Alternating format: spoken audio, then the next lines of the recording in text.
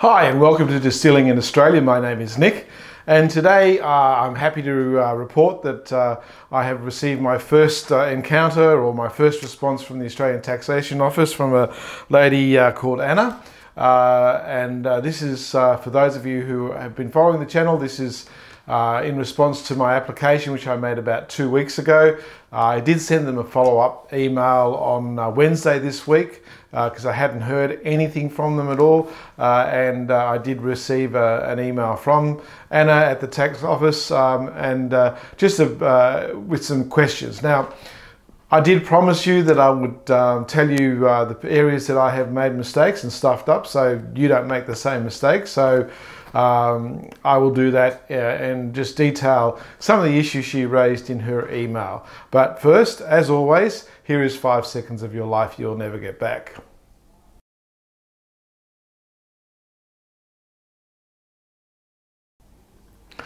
Okay, so the email came back and it covered 4 main areas that obviously were the initial responses. It was a very courteous response and respectful. It was nothing that I wasn't expecting from the tax office. They do this all day, every day. So it's just a routine process for them. They have to tick the boxes, and we have to provide them with the information they need to tick the box. So I'm going to run through the email and I'm going to detail the areas where they have raised issues and where I have made a mistake. And the first one is, the first point that was made to me is that when I put in my site plan, I just took a generic map of my residence, where I'm going to be setting up my distillery, and marked out the boundaries, and to me that was just a site plan. It was insufficient, okay, and grossly insufficient.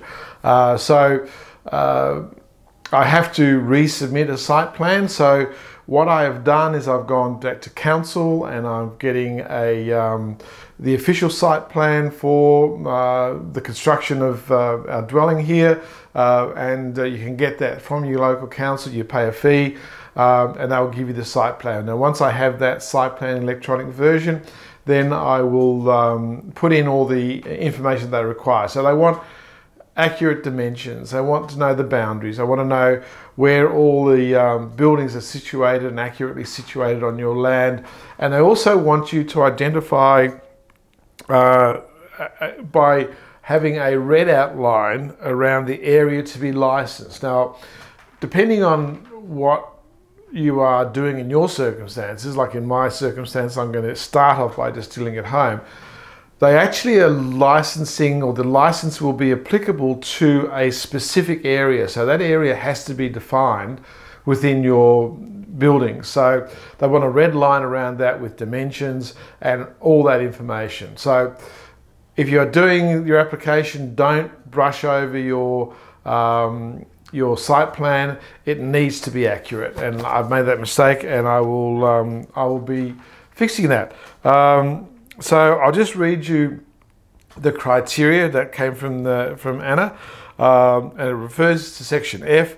And the site plan is accurate and complete, is drawn to scale, clearly describes and defines the area where the excisable goods will be stored, has a red outline around the area to be licensed. This is where storage must take place and is referred to as the establishment. So I think I'm going to get a sign made up called the establishment and chuck it up on the wall, just so as we all are reminded that this is the establishment.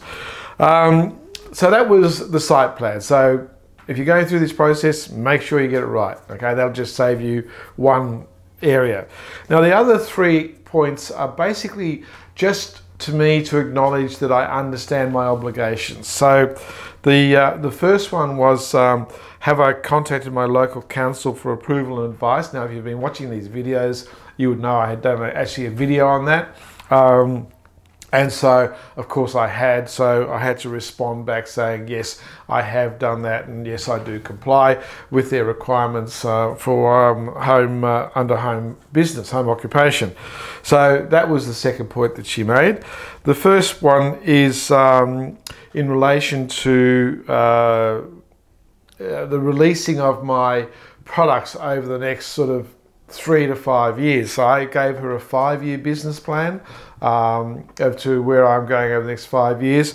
But she points out that, or asks the question, am I aware that I'm unable to release bonded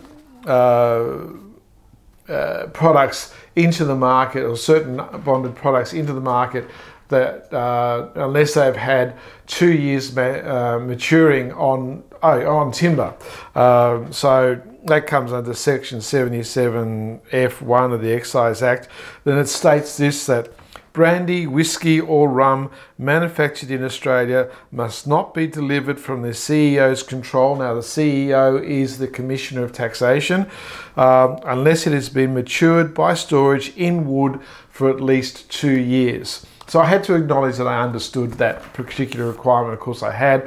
I've actually already sourced the oak barrels that I'm going to be using for my particular products. So that was that one. Yes, so 1, 2, 3.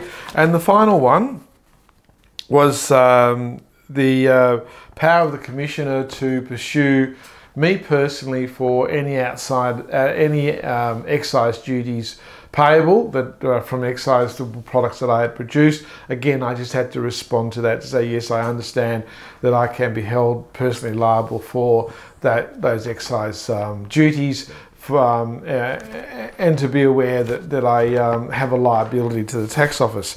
The other thing, and I will go back, that there is under the second criteria, she said that in relation to the bonded area, which is basically the establishment, as I said before, I had to also acknowledge that the ATO will have free and unrestricted access to this bonded area 24 hours a day, 7 days a week. So these are just criteria that we have to acknowledge back to the tax office that we are aware of and we understand. But at this point, from the first response from the ATO, I did stuff up my site plan, and so therefore I'll be doing that in greater detail and submitting it. So all in all, a pretty good positive response. Nothing there that is terribly daunting. She did say that she'll keep me updated as to the progress. So again, you know, they obviously have to go through their processes and tick the boxes, and there'll be more questions, and I'll have to obviously expand on some of my points maybe, or provide them with further information. So all in all, it's been so far so good. How long this is going to take, I have no idea. I just don't know. We will just have to take it week by week, and as I promised, I'm going to be 100% transparent so you can see where I've gone wrong and avoid those pitfalls, and I will update you when I hear more from the tax office. But other than that, that's pretty well, at least for tonight. If you're watching this and haven't subscribed, please subscribe. It really helps the channel. It costs you nothing. Like the video if you like, post comments, but just remember that, you know, because of the nature, just be aware of, you know, the comments that you are posting, and be polite, you know. All in all, everything is going very well. I'm very happy with the progress. And we'll see what happens. So the next video will be just probably another further update from the ATO, again telling you areas where I may not have provided enough information. Now I know I haven't posted details of my application or my business plan and other bits and pieces like that. I'm not going to do it at the moment because I don't want people to use it just in case what I've done is totally incorrect. So as we go through this process, I will then address the issues where I have gone wrong and expand on them or change them how I need to change them, and then I'll update that information so when I do post that information, it will effectively enable you to use it as a template so you can avoid a lot of the issues that I will be going through. So that's it for me for tonight. Thank you so much for watching. Have a great week. Stay safe, stay legal. Ciao. Distilling alcohol is illegal in Australia unless you hold the appropriate licenses and permits. I am not a lawyer, and the contents of this video are not intended to be legal advice. Do not rely on any information contained in this video and seek your own legal professional advice before making any decisions. Be aware, the Australian Tax Office and the local law enforcement agencies will be taking interest in this channel due to its content. Please keep this in mind before posting any comments. Any comments posted are the opinion of the person posting and not of this channel.